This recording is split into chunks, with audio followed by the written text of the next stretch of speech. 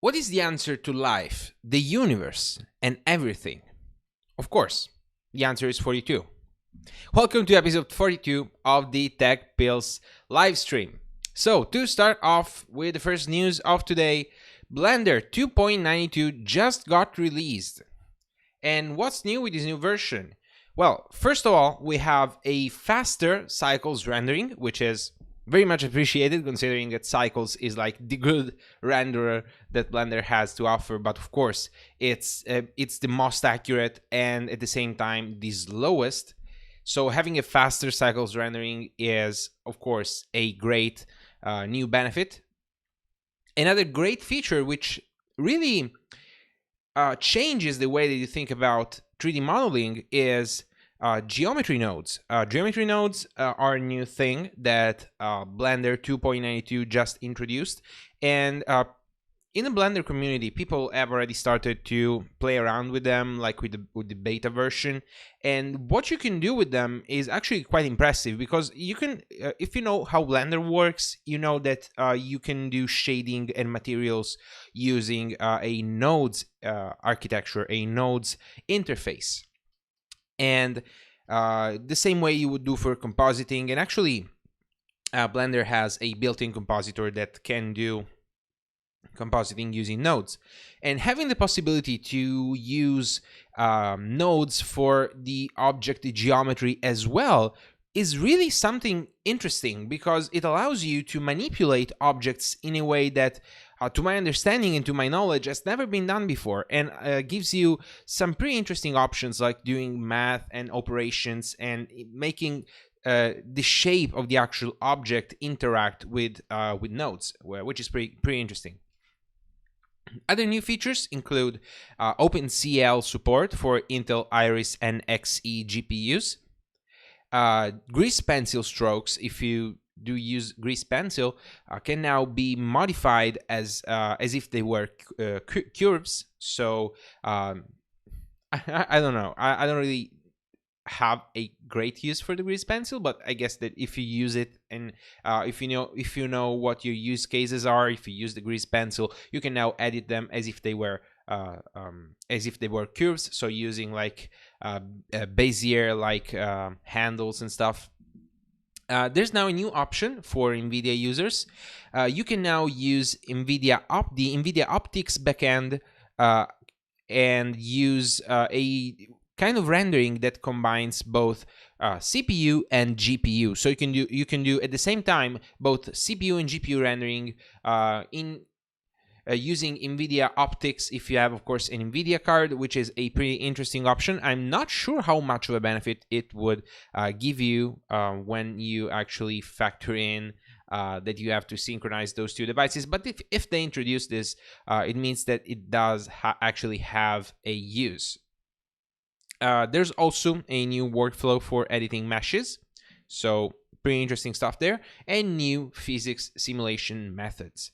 So the thing about Blender, I've been always fascinated by it, because it's one of those tools that it's been growing in the open source community forever.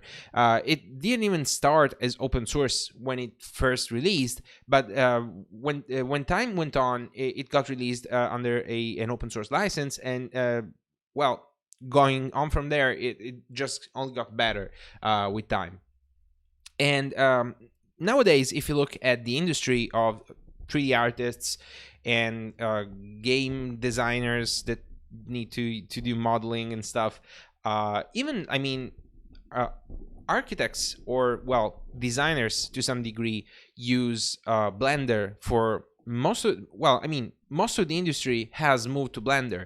And of course, it does really make sense if you think about it, because it's a great tool, it's open source, and it just works most of the time. It doesn't really have anything that it doesn't really lack anything that commercial tools have. And personally, I've always been fascinated by it, because I see online the stuff that people do and create with Blender, and I always wanted to be able to do stuff like that. Of course, I'm not an artist. By trade, I am a developer, so it's not really my field, but as a hobby, as like a something I like to play around with, I see the power that Blender can give its users. And some small animations I've also been able to actually do myself. Like, for instance, just to make a very simple example, this moving tiles animation you see here, it's really simple, but it's been done in Blender. It's actually one of my first successful attempts at doing something with Blender, and I'm pretty proud of it. And I'm working on some other stuff here and there, some animations for the channel and stuff like that. Nothing that I really I don't really have anything to show you right now. At least I don't have anything that I'm super proud of, but I'm learning it slowly and surely, and I see how much power it gives you in terms of the tools that you have, including Blender, the plugin engine, as well as the built-in features like the nodes editor, and the fact that these geometry nodes is something that I'm really excited about, because it gives you a whole new perspective on how to interact with mesh manipulation, and it's really interesting. But anyway, let's move on with the next news of today. GNOME Software is getting a new redesign. Let's talk about it. So, of course, I'll be sharing some mock-ups that have been going around the internet for a while. So this is the new mock-up design for GNOME Software. Right off the bat, I can tell you it looks better, and you can probably tell as well. It's simpler, it's more organized, and it puts the focus where it needs to be, on applications, because it's an application store. Well, to be completely correct, it's a front end for package management. So you can compare it to an app store if you want to. Of course, this doesn't really translate one-to-one. Oh, look at that. There's what IP here. This is actually something that I'm pretty proud of. It's nice to see one of my apps featured in a GNOME mockup. Anyway, as you see here, the design, at least when I first looked at it, what it reminded me of was Soak, which is, it's S-O-U-K, I'm pretty sure it's written that way, which is an experimental Flatpak store that's been in development for a while, from probably the same people that are behind this design. I think it's Felix Hacker that worked on Soak. I could be wrong. Anyway, one of the usual GNOMEs. If you follow GNOME development, you probably know their names by heart at this point. So we have a design that's clearly inspired by Soak, and at the same time, I see some inspiration from the FlatHub homepage, which is pretty cool. I mean, I like browsing the FlatHub website because the way that they presented new apps is actually pretty cool, and it lets you discover new applications very easily. So we have a gallery here showing some, well, featured apps, I guess. This is just my best guess. As well as an editor's choice section that highlights applications that, I mean, probably the package maintainer for your distribution wants you to see, which is pretty cool. Down here we have some categories, which are not your typical, they're not your typical Linux app menu categories, which is kind of refreshing to see. You have learn, work, create, socialize, play, and develop. Of course, none of this is final as far as both design and content. These are just mock-ups that give you an idea of the general direction that GNOME Software is moving towards. But this particular thing here is very clearly inspired by the Elementary OS store and the Pop Shop of Pop OS. They actually are the same software. They're based around the same code base. And System 76 and the Elementary OS project have collaborated on this little app here. And as you can see here, there's a clear inspiration. These categories, styles look practically the same to me. They could actually be exactly the same, but they look good. And I'm glad that they took this idea from their quote-unquote competition.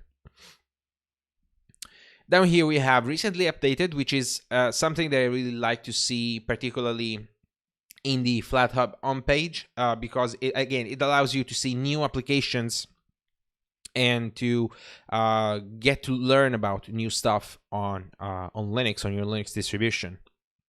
And down here you have kind of a redundant thing. You have categories again, but if these are your typical Linux app menu categories, well, not really, because social networking isn't really a standard category, as well as communication, and probably productivity doesn't really fit with like the app menu or desktop file specification. So I'm pretty sure that these are not the typical app menu categories. I could be wrong, but I see a little bit of redundancy here. Maybe it doesn't really matter too much because, again, this is a mock-up, so they're going to be working on this, and design-wise, this is probably most of what you need to look at. So the idea of having like very simple layout and some nice splashes of color doesn't really it does really look pretty good. Also over here we have a new sidebar, which was previously absent from GNOME Software, where you have Explorer installed updates with this little badge over here, which is pretty cool. And then again, categories. Redundant, yeah, okay, but whatever. Again, this is a mockup. In this mockup, they also made improvements for responsive design, and I actually don't have a mockup of their responsive interface, but you can probably imagine it by yourself. You just have this sidebar collapse, and instead of having 2 columns, you have just 1. So it does scale better on mobile displays, which is pretty cool. Here we have another mockup for the application details, and the first thing you see is the install button has new options, so you can install for either only this user, and you can probably select this if you want to set a default. So if you can either install only for the user, and this is of course possible thanks to things like Flatpak, and I'm pretty sure Snap also allows you to do that. I could be wrong. I'm pretty sure actually Snap doesn't allow you to do that, but with Flatpak this is an option, and it is actually my preferred option of installing Flatpaks is using the -- user flag, because I don't like to put too much stuff into my root directory. I like to have most of the stuff that I install inside of my home directory, and Flatpak is actually pretty good for that. And another thing you can immediately notice is a better implementation of a gallery, which is pretty cool. And down here, you have some additional information that was previously absent or very difficult to understand in GNOME Software. You have a download size, which is handy. You have a safety badge. This is really interesting because, particularly at this day and age, you do care about what things your apps do. So this badge here is probably a work in progress. I would expand it in some subcategories, but it says it all here. In this particular case, in the mockup, you see auditable, so this means it's open source, no tracking, and few permissions. Pretty cool. I like to see to see something like this in GNOME Software, and I would like to see it detailed even further, maybe as a button that tells you to get more details or something. I understand that some people don't care or are not technical enough to understand all of what you could say about this. But anyway, adaptive is another nice flag, works on phones, tablets, and desktops. This is another pretty interesting badge that you would typically care to know about, particularly if you are running on a convergence device. So if you have, say, a Librem 5 that is actually capable of running real applications, unlike the PinePhone, you could be interested in having an application that scales for both phones and desktops, because you would use it in phone mode when you are undocked, and when you're docked, you can just use it in desktop mode, which is pretty cool. And another thing here is the age rating, which is, in this case, adult content. Okay, of course, this is just a mockup, but it's pretty cool to see. I mean, it does make sense. If you want to open up to a wider market, this is probably even a requirement. So having this kind of information here is something I can appreciate. You have some other stuff in here. You have a changelog and a version history, which is useful, and most people don't actually look at the changelog, which is pretty annoying, because what people tend to do is report bugs or feature requests for things that have already been added, and they just don't know that they have been added because they don't read the changelog, which is understandable. But having this right in GNOME software is really something I can appreciate. You also have some new links over here, which are very useful for additional content for your project, for your application. You have a project website, a donate button, a contribute translations. This is great. Contribute translations is something that everyone can do, but so few people do it because they don't know how to approach the problem. To be fair, it's not always that easy. You have to be at least a little bit technical to contribute a translation to a project, but having this here can probably lower the barrier to entry at least a little bit. So you as a developer can point people in their general direction that they need to follow to start contributing translations, as well as a report an issue button. Dominic says, hey Dominic, hi, yes, rock and roll, the most non-safe for work thing ever besides hand holding. Yeah, of course, that's meant to be a joke. So yeah, you can see here, adult content, where is it? Oh, come on. Adult content may contain sex, drugs, rock and roll, and more. I'm curious about the more. Anyway, other stuff that... Oh, wrong screen. Other stuff that you have here is a revamped ratings and review interface. I'm not particularly sure how this is supposed to work, because you have a general rating here and the number of total reviews, but you just have one review over here. Maybe having a list of reviews would be better. And then you see another nice thing, other apps by the same developer, which is, again, something that I can appreciate. Dominic says it's a joke that hand holding is extremely lewd. I know, don't worry. And the audience knows too, probably. Anyway, this is most of what I wanted to show you about the new redesign of GNOME software. And what I want to comment on this is, and that I'm grateful that I've been working on improving this the GNOME software, because previously, at least up to this point, it's not really all that great. It's not very easy or intuitive to use, and most of the reason why is because of the backend. And let's talk about this. So all of this work, of course, this is a mockup, so the target for this is a front-end redesign, and that makes sense. I really love the new direction that they're trying to take with this new redesign, but it's not... it needs more. It needs more because the backend of GNOME software is what's really problematic. If you've ever tried to use it on any system, famously Arch and Ubuntu are the two opposites where you would use GNOME software. Of course, if you're an Arch user, you would probably not use GNOME software, but I've tried. I've tried and failed numerous times, and I've always dismissed it as, well, Arch users don't really use this kind of thing, so it makes sense that GNOME software doesn't really work too well with Arch. But I discovered that on Ubuntu, I see a lot of the same problems. What I mean by that is random errors and failures that are not really explained.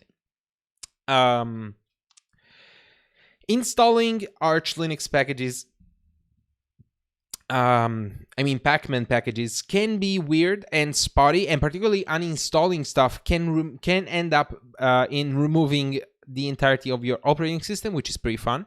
And search doesn't always work as you would expect. And another thing that I wanted to mention is that it's really a memory hog. It takes about 1 gig of memory, and it's always active in the background because it needs to check for updates and notify you if there are any new updates. I don't really like GNOME software, and I don't like it because of how poorly it works. And on Ubuntu in particular, what I always do, I don't use Ubuntu desktop myself because I'm a different kind of user, but I have some people, some friends that do use Ubuntu, and they're not really technically inclined. And what happens when they try to install software is, first of all, they don't know what snaps are. At least, well, some of them know, but it's not like they care or should care what is a snap and what isn't. And when they try to install a snap, weird things happen, but this is more a fault of Ubuntu. And on the other hand, when they try to install just normal software, sometimes it works, sometimes it just errors out and tells you an error occurred. What error? There is no show details button, there's no telling what's going on. You just press install, it starts loading, and then it says error. And then you press install again, and magically it works. This kind of behavior is not acceptable from a software center for new users, for inexperienced people that don't know how package management works. If you want to have a front end for your package manager, it needs to be easy to understand, and it doesn't need to be more complicated and more incomprehensible than the command line, because otherwise you can just use the command line.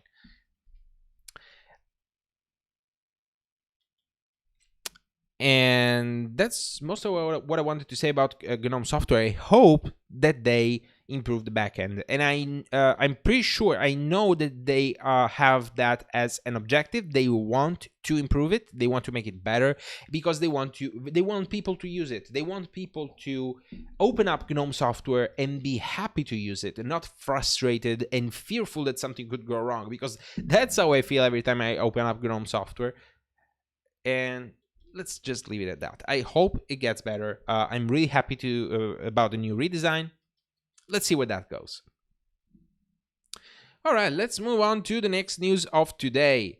Collabora and Wine on Wayland. So Collabora lately has been working on making Wine Wayland native. What do you mean? What do I mean?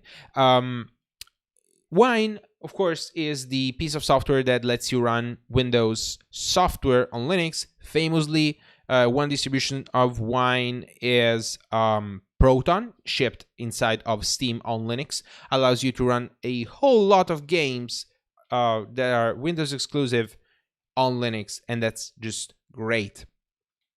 One particular problem, or at least one thing with Wine, is that it's heavily linked to Xorg. Xorg is the display server that Linux has historically always been using, but that is now being slowly replaced by Wayland. And I personally have been using Wayland for most of everything. Right now I'm streaming from Wayland. I shared screen, so I can even do screen sharing. I cheated there a little bit because the window I was sharing was forced to be run and in X Wayland, so it was effectively an Xorg window inside of Wayland, but it doesn't really count, does it? I'm still in Wayland. Anyway, Wine, of course, does work, and even pretty well, inside of Wayland. The only problem is that it still needs Xorg to actually run. And what the Collabora developers are doing is exactly that, making Wine a native Wayland client. This is pretty interesting. It would probably provide better performance in Wayland sessions compared to what you're currently getting. And just to be clear, Wine performance inside of Wayland with X Wayland is already pretty good. So this could only be better. And possibly additional functionality like shared clipboard, drag and drop support, and better way to scale the resolution of a game without having to change the actual resolution session-wide. And this is something that Proton already does. It's kind of a hack or a patch on top of Wine, but this would actually be needed if Wine was a native Wayland client, because you cannot change applications cannot change the display resolution in Wayland. The compositor can probably expose a method to do that, but the Wayland specification doesn't allow you to do that by itself. This is pretty nice because, well, Wayland is the future, despite what NVIDIA users will tell you, or NVIDIA themselves will tell you. And it's great to see development on the Wine front for Wayland. There are so few little pieces missing. from the Wayland puzzle to actually make it the default everywhere. One big piece is, of course, proper support from NVIDIA, but we can live without them. And another problem is screen sharing is not really all that great. And the final problem is that while most things work in Wayland, for some other applications, you need to run them under Wayland. In particular, Qt applications don't really love to run under Wayland. Some of them do. Some others just or either behave weirdly or just plain have missing features. Like, for instance, OBS does run in Wayland, but you cannot see like the preview of your stream if you're running it in Wayland, unless you apply a particular specific patch that I'm pretty sure ended up going upstream recently. So it could possibly be have been solved. Like, it should be solved at this point, but I cannot tell for sure. I'm not really 100% certain about that. And another problematic application is Telegram that just it's not really easy to explain. It just really starts acting weirdly inside when you're running Qt with a Wayland as a Wayland client. So there's that. GTK applications, they do work mostly perfectly on Wayland as they do on Xorg. So it's really a matter of those applications that are not really 100% designed to work perfectly with Wayland. Anyway, again, great to see another piece of the puzzle going away slowly but surely, and I'm pretty sure that this will end up upstream in the Wine project, so I'm really happy to see that. Moving on to the next news of today, Sonobus is a new application that's really, really interesting. Sonobus is an open source, low latency, peer-to-peer audio streaming application. Think of it like a VoIP that's more tailored towards recording. So you can do like a VoIP call, like, I don't know, Jitsi or Zoom or whatever, without video, because this is mostly, well, it's only tailored towards sound. So if you have like a podcast or something and you want to have low latency, uncompressed audio through the internet, you can use something like this, which is pretty cool. One nice thing of Sonobus is that it can, as I said, either send uncompressed audio or compressed with various bitrates using the great Opus codec. Opus is an open source codec that is famously used by Telegram and WhatsApp for voice messages. And it's really cool because it's very small compared to the quality that you get out of it. Small, I mean, file size wise. And with Sonobus, you have the ability to use Opus as a compression codec for this kind of communication. So either uncompressed if you have unlimited or close to unlimited bandwidth and you want the lowest possible latency, or some small latency and a little bit of compression that honestly is really unnoticeable. It's, again, a great option for podcasting, and maybe even more possibly if you're like covering a live event and you have multiple microphones going around, I don't know, a stadium or something, and you want to be able to connect all of them wirelessly to a single control station. You can use something like that with a local network or a very fast mobile network.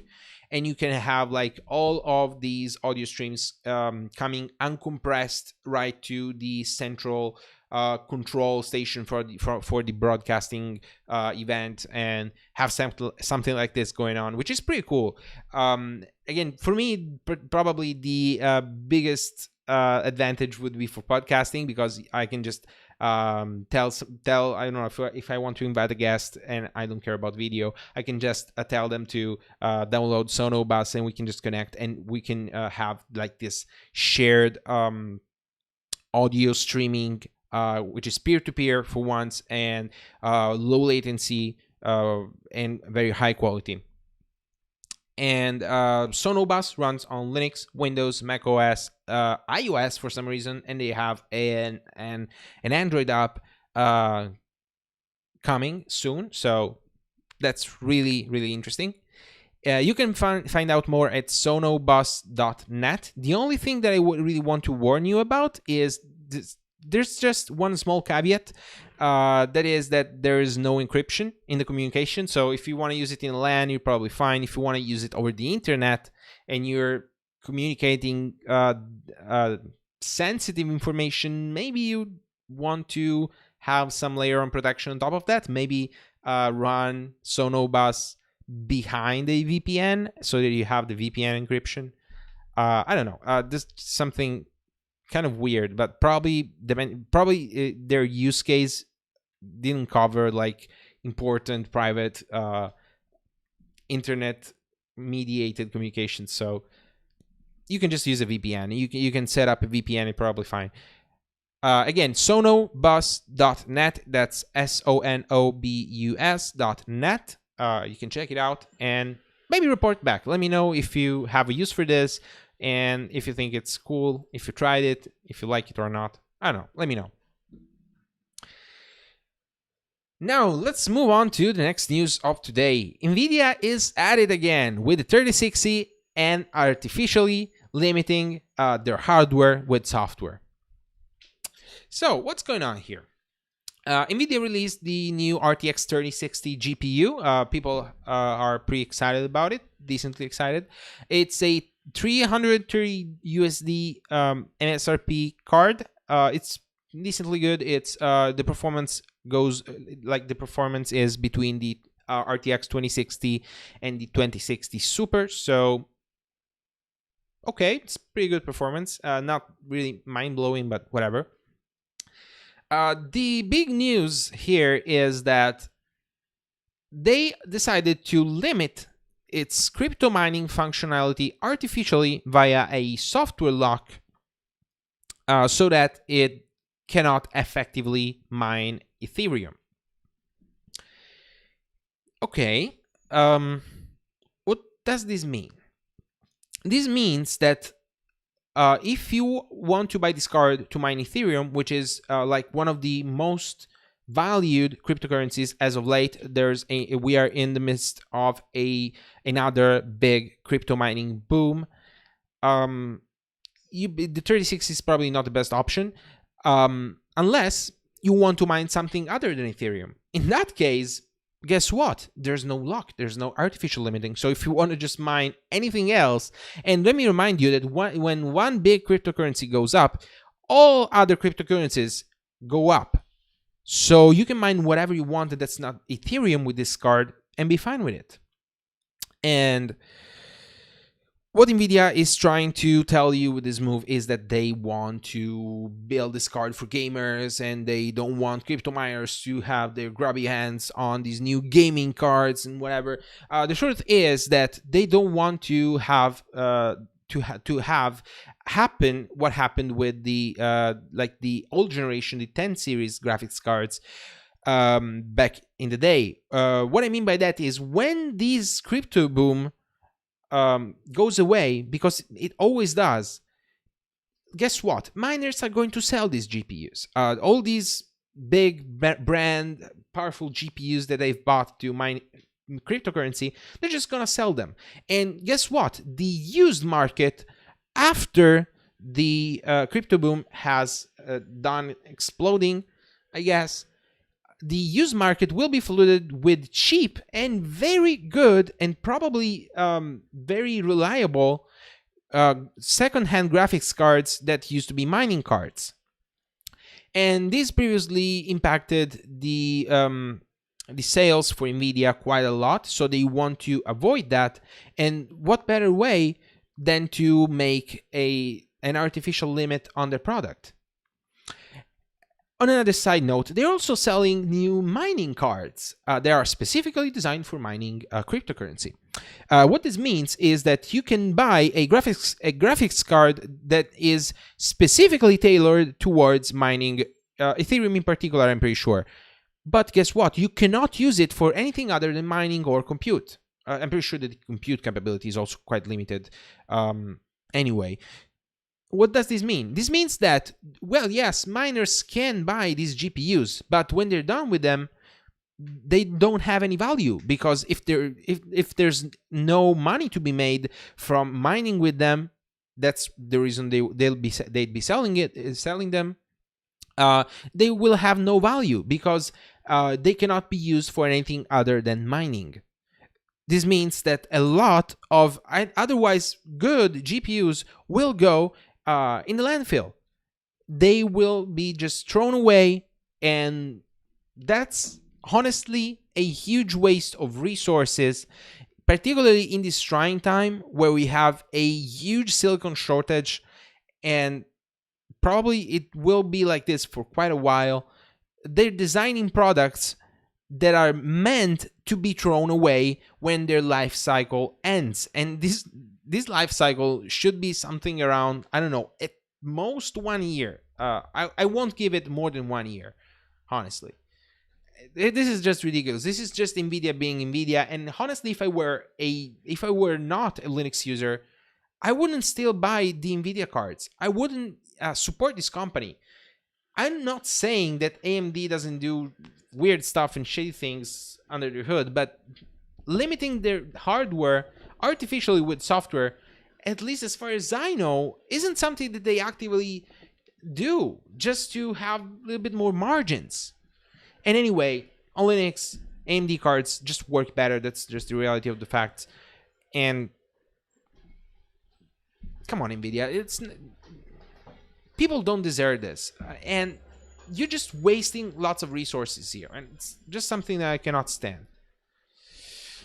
Anyway, guys, I think that this is gonna wrap it up for today's episode. Thank you very much for watching. I really appreciate it. If you like this video, please make sure to press the thumbs up button down there. Also, remember to subscribe to my channel if you want more of this. And make sure to join the TechPills community at techpills.technology/community, or use one of these very handy QR codes on my left to join either the Telegram group or the Matrix room, or to have a look at my GitLab. Anyway, guys, thanks again for watching, and I'll be seeing you in the next one.